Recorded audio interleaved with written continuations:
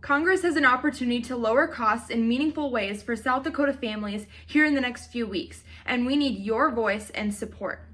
Every year, Congress reconsiders what they're spending your taxpayer dollars on through a process called the budget reconciliation. Budget reconciliation is a pretty big term, so let's break it down in a simple way.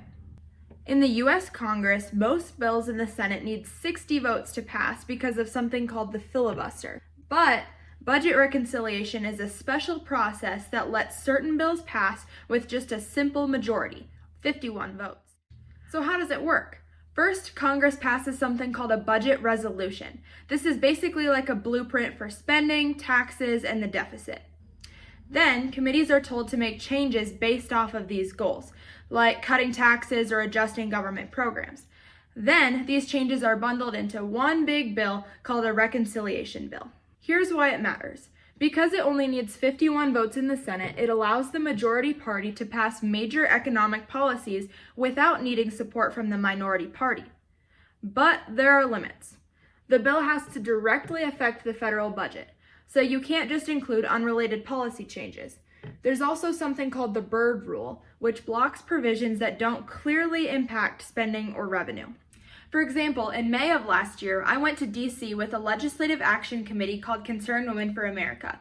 We met with our South Dakota senators and asked them to consider taking Planned Parenthood out of the federal budget using the budget reconciliation process, as Planned Parenthood was receiving over $6 million annually of taxpayer dollars to fund abortions, gender dysphoria, and all kinds of things that we're just not okay with our dollars going towards.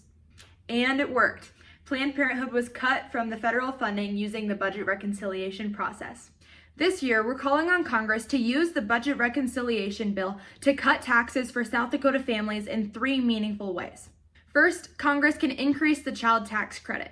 While it was recently adjusted from $2,000 to $2,200, it still falls short of the inflation-adjusted value of $2,500. J.D. Vance proposed $5,000 in the child tax credit, and we would agree with that. We're just hoping for some sort of increase in relief there. Second, families should receive more of the child tax credit upon starting employment. Currently, families have to earn $2,500 at a job before qualifying for the child tax credit. That should begin right when work starts. And finally, the child and dependent care tax credit should be available for all families with earned income. Single income families should not be excluded from the child care expenses tax credit. To find out how you can have a voice in the budget reconciliation process, check out our recent Facebook posts at SD Families or visit our website, sdfamilyvoice.org.